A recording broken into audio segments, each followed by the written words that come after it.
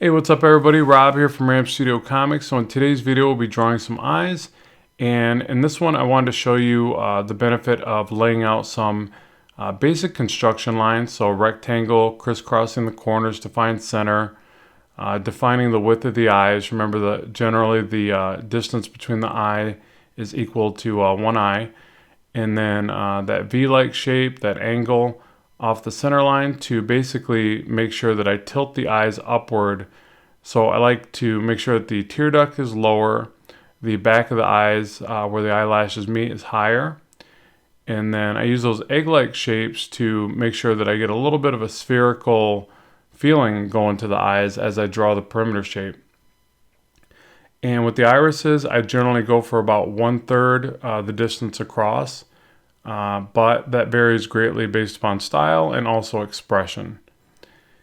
And so now I'm just, kind of filling in these blockier forms and shapes, really rough kind of start.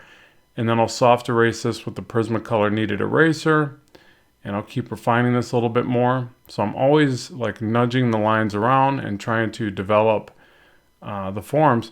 And I really want to stress that I consider this, even on something so that I've drawn so many times, I'm still using kind of searching lines. I didn't coin that phrase. I've read it before in different books, and I really think it's a good one because I find myself doing that more and more. Like I'm spending more time searching for the right forms, right shapes to get into place, and then once I've committed to those, I can go back and render it with ink, or you'll see I use a mechanical pencil for this one.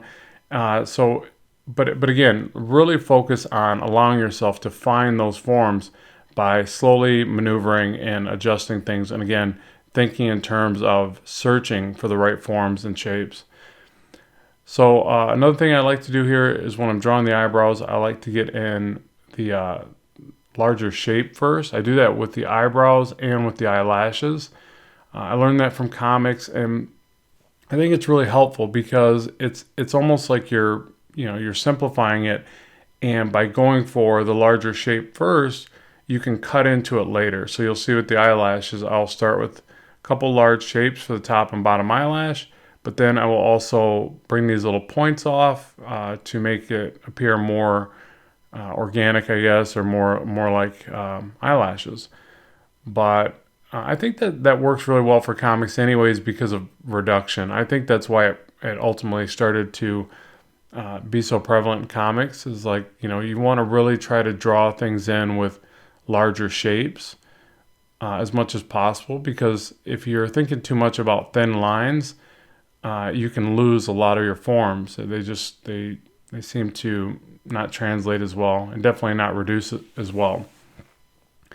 So now I'm going to soft erase this, and like I said, I'm going to tighten up the work with my mechanical pencil. I'm using HB lead with a 0.5 mechanical pencil. I started off with a 2H lead, and so this is basically my favorite part. Like anytime I put down all the groundwork and I can get away from trying to figure out the shapes and just go to rendering, that's really the part that I love the most about drawing this type of art.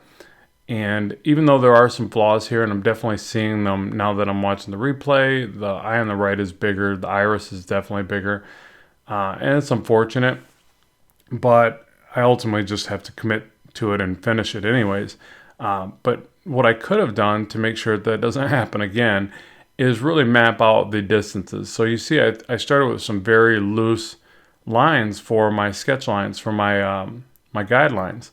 Now, had I used more of a grid paper, or even just mapped out the distance to those measurements that I was making, then obviously I would have got a better end result. So just keep that in mind. And I think this is important, not only for me to learn from, but you as well. Like, some of us need more help in that area. Like, I'm definitely that artist. Like, I need more help with symmetrical drawing. And that's one of the reasons why I've gravitated towards so much digital drawing and using the iPad Pro and Procreate, is because it's so much easier for me to fix issues like this within my work. So if you know that about yourself, just give yourself more guidelines. Spend a little bit more time in mapping out those guides and those those proportion markers basically. And then you'll have less issues with areas like this that I'm mentioning. So just adjusting the shape of the eyelid. So I think that's another spot for me that I like to really get right. Like I feel like it was just too even going across the top there. And it didn't look as much like an eyelid as it should. And then the eyebrows, I always tend to redraw those suckers 2 to 3 times. Another one of my, my Achilles heels or whatever, just something that I sit there and draw and I'm like, it's not right. I got to try it again and again and maybe one more time. But again, still using the same approach where I draw in the basic shape first, and then as I render into it more, I will cut into it and make some smaller like little details. And I tend to notice too that when I'm using the 2H lead and that 2mm lead holder, I've been finding that I use that more for the searching process and finding the initial shapes. But then I almost always want to go back to my mechanical pencil for the end result. I don't know why that is, because I've definitely seen artists that do not bother doing that. But for me, it seems to be something that's working and that I feel more comfortable doing. So I'm doing it.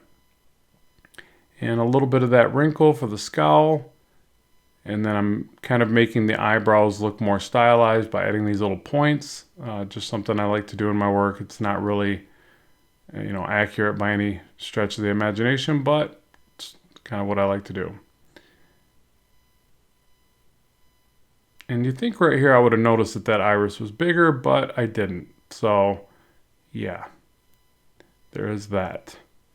But that's the way it is. It's one of the other reasons why I absolutely love making these videos on YouTube, because when I replay them back, I'm like, wow, I totally am seeing some flaws I didn't see while I was doing the work.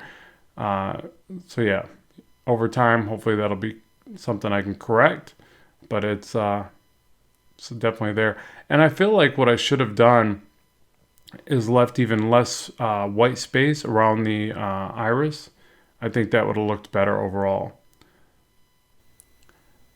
But that's about it. So if you decided to work along while watching this video, I'd love to see the artwork. I'll make sure there's links in the description box below if you want to tag me in the post and show others the work you did and mention the video. That'd be awesome. So more content on the way. Let me know what else you'd like to see, and I'll make sure to get that on our list of things to do. Thanks so much for the support of the channel. As always, keep drawing, keep having fun, and bye for now.